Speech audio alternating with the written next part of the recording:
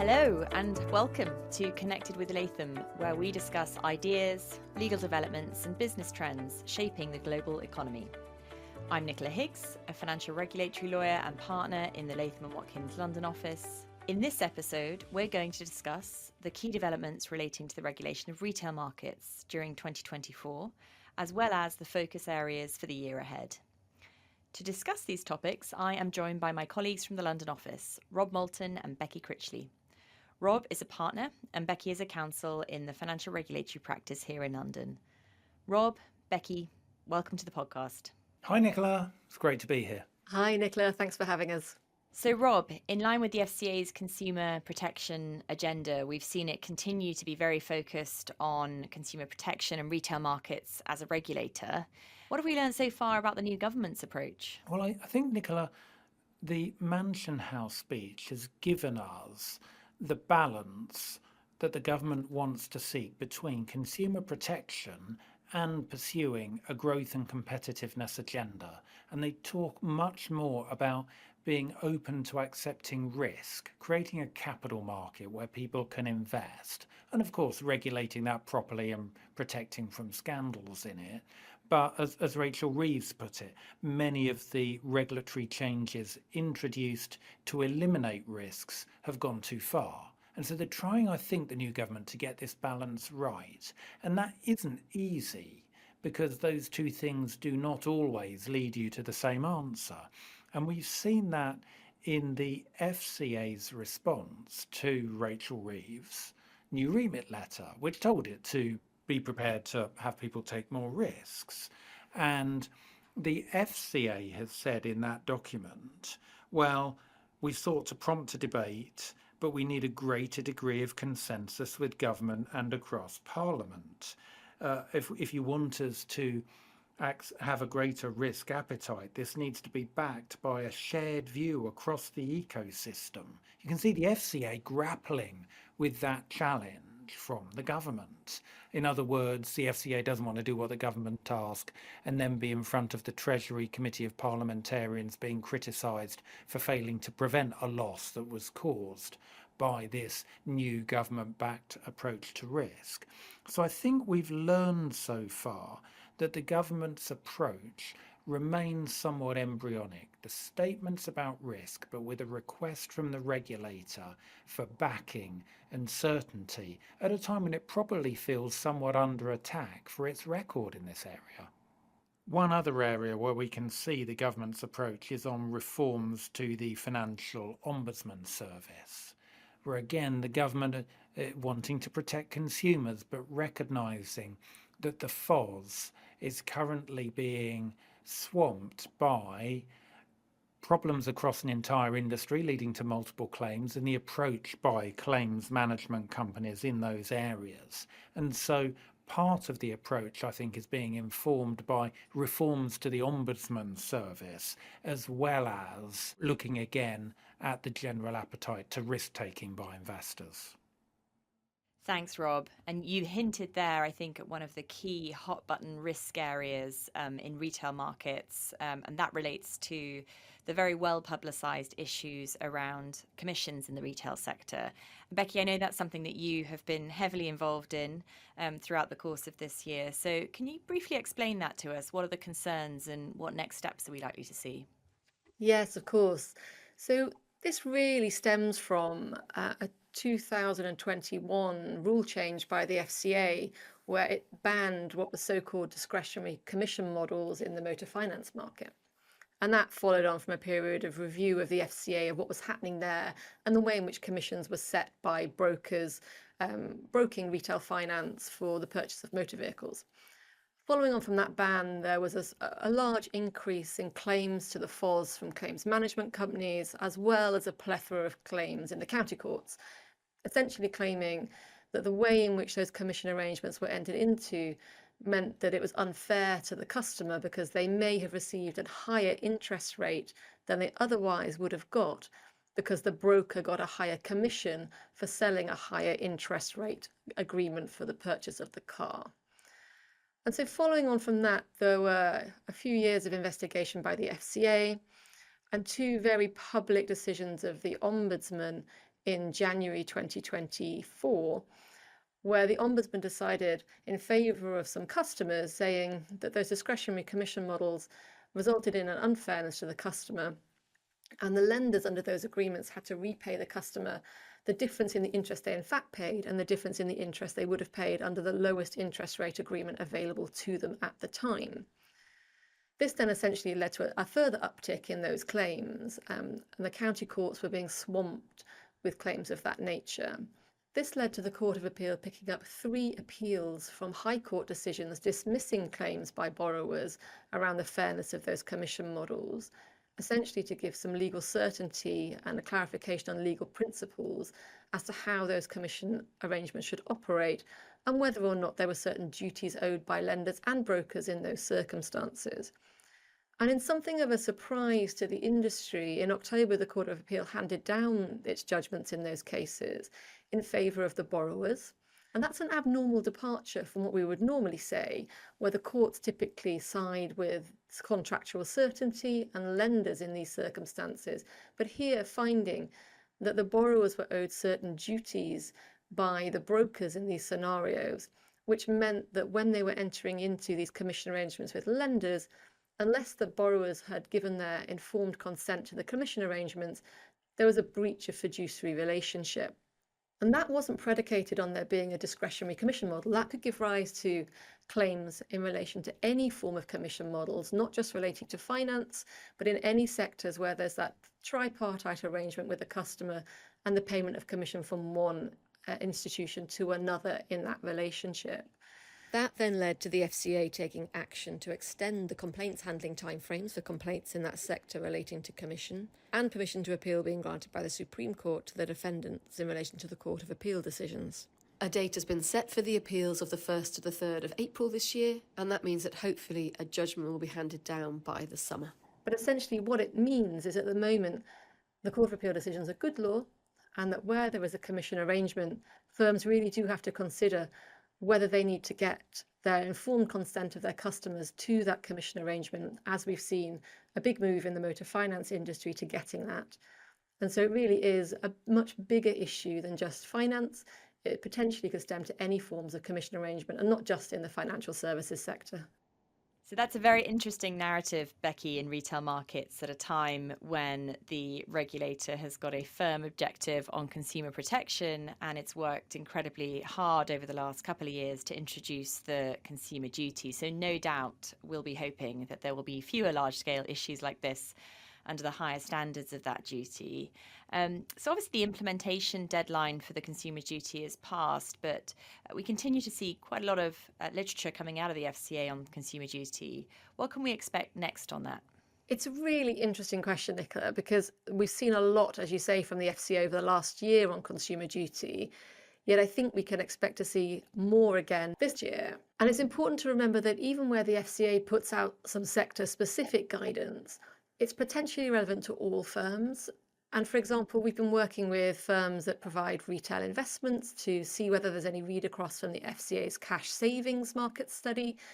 And so firms really shouldn't view the FCA output on consumer duty in isolation. They should look at everything and see whether it's relevant to their business.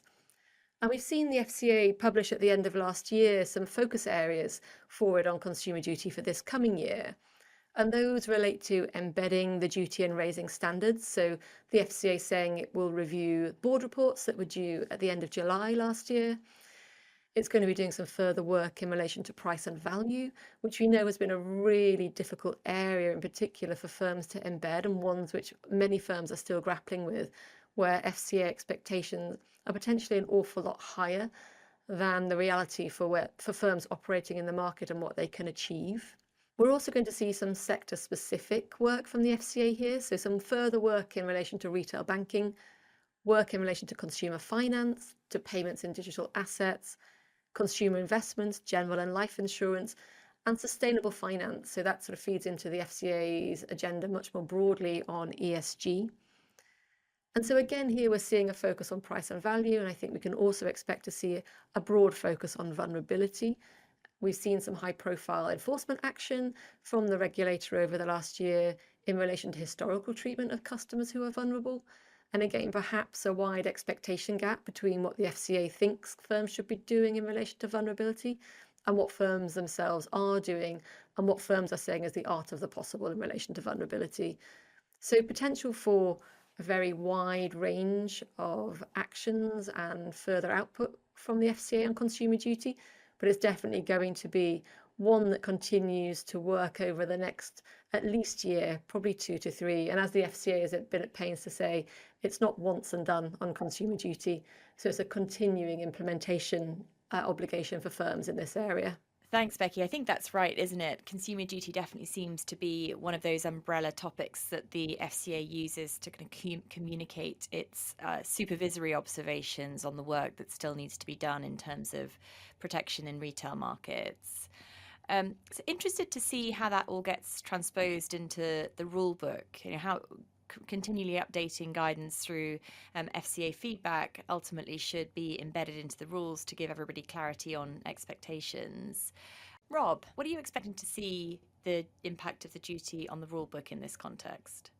Well, Nicola, I think that the call for evidence that we have on what the retail rulebook should look like is really part of a process of trying to prove the impact of the consumer duty. If it is indeed a sea change for firms, then its success can be proved by being able to remove rules without reducing protections. And in part, that's the evolution of the regulatory rulebook. You have high-level principles, you increasingly develop detailed rules underneath them to deal with particular areas. When you put the consumer duty on top, for that to really be the focus for the regulator, it poses the question of, will people be distracted? Will we be distracted by unnecessary detail beneath them?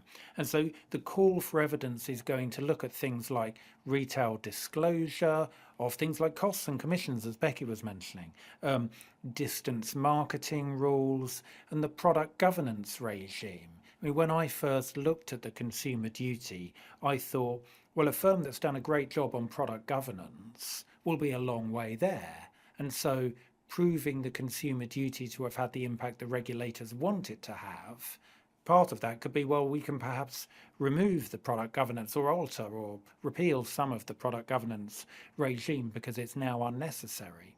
And Nicola, I don't know how your clients would feel if they were to have product governance as we know it removed. Is it comforting because it tells them what to do? Or do you think they would welcome treating the consumer duty as meaning something like product governance wasn't necessary in its current form?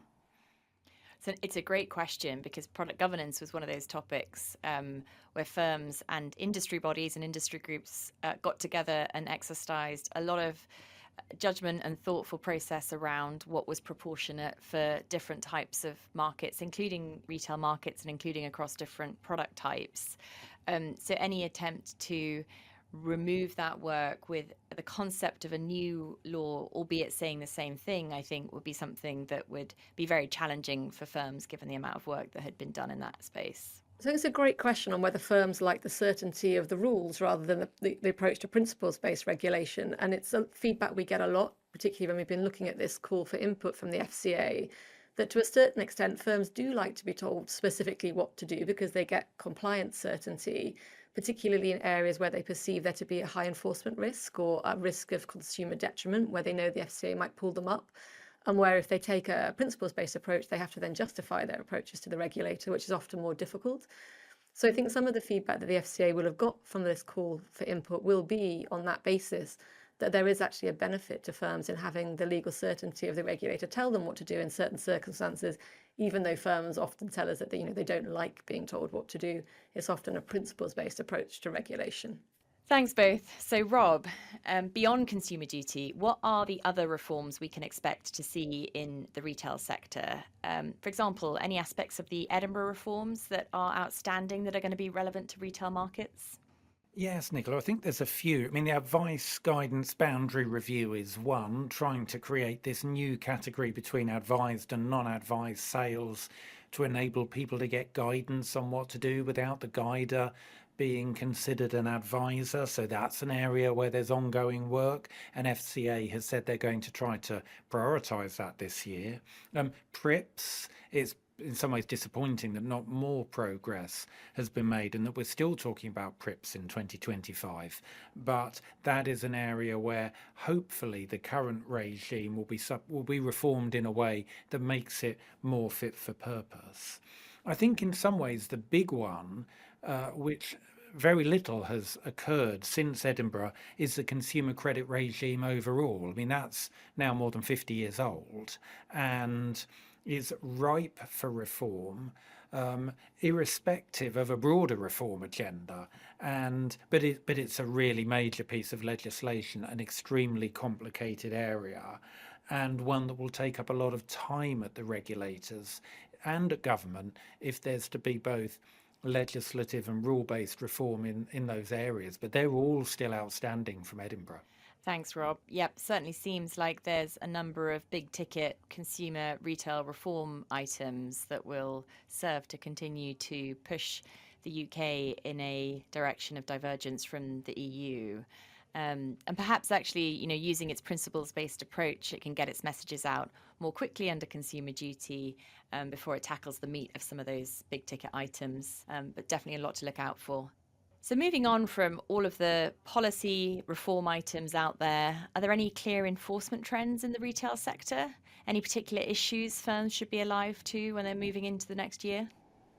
Yeah, so Nicola, I mentioned earlier the approach to vulnerable customers, and we've seen some high-profile fines already last year in that area, and also in relation to customers in financial difficulties. And I think we'll continue to see a similar trend this year.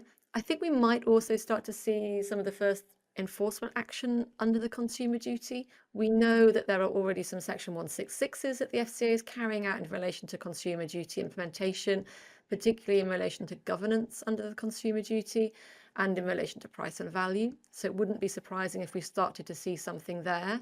I'd expect that to perhaps come after some of the sectoral reviews that the FCA is carrying out on consumer duty. Maybe the FCA giving firms one more chance to try and get it right before it issues some enforcement action with a slightly clearer message. But perhaps if there's enforcement there, it might be in relation to those areas of focus I mentioned earlier. So, for example, retail banking, consumer finance, maybe payments and digital assets, consumer investments and insurance, where we know that the FCA has already signalled for those sectors via Dear CEO letters or pauses to certain products in those sectors that the FCA is unhappy with the way in which firms have approached certain aspects of implementation. So those are the ones we're maybe expecting. And perhaps also alongside that, maybe a first big fine against an individual under the SMCR in relation to consumer duty implementation. We're hearing some messaging there that the FCA wants to send some messages in relation to governance. So that might be a good hook for it in that space. And again, which would be interesting for other areas, particularly when we look at the new enforcement guidance that the FCA has been issuing and how that evolves over the next year as well. Rob, Becky, thank you for joining us today. There is certainly plenty of evidence out there that the regulator is taking its consumer protection agenda very seriously, and plenty to look out for as we progress into 2025. Thanks, Nicola. There certainly is. Thank you, Nicola. Yes, lots to watch out for in the coming year. Hopefully you've had a good overview of not only the big ticket legislative reform items coming down the pipe, but also how the regulators are deploying their principles and guidance to continue to push the retail protection agenda. Lots to look out for in 2025 and lots for retail-focused firms to be thinking about. Thank you for listening to this episode of Connected with Latham podcast series. You can subscribe and listen to new and archived episodes of Latham's podcasts on lw.com, Apple Podcasts, Spotify, or wherever you usually get your podcasts. If you'd like more information on the topics in this podcast, please email us from the links located in the show description. We hope you'll join us again next time. This podcast is provided as a service of Latham & Watkins LLP. Listening to this podcast does not create an attorney-client relationship between you and Latham & Watkins LLP, and you should not send confidential information to Latham & Watkins LLP. While we make every effort to assure that the content of this podcast is accurate, comprehensive, and current, we do not warrant or guarantee any of those things. and you may not rely on this podcast as a substitute for legal research and/or consulting a qualified attorney.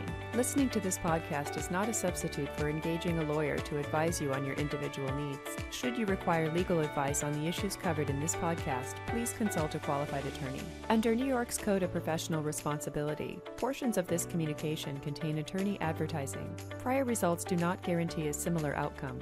Results depend upon a variety of factors unique to each representation.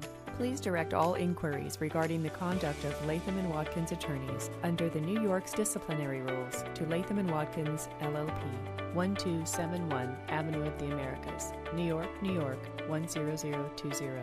Phone number 1-212-906-1200.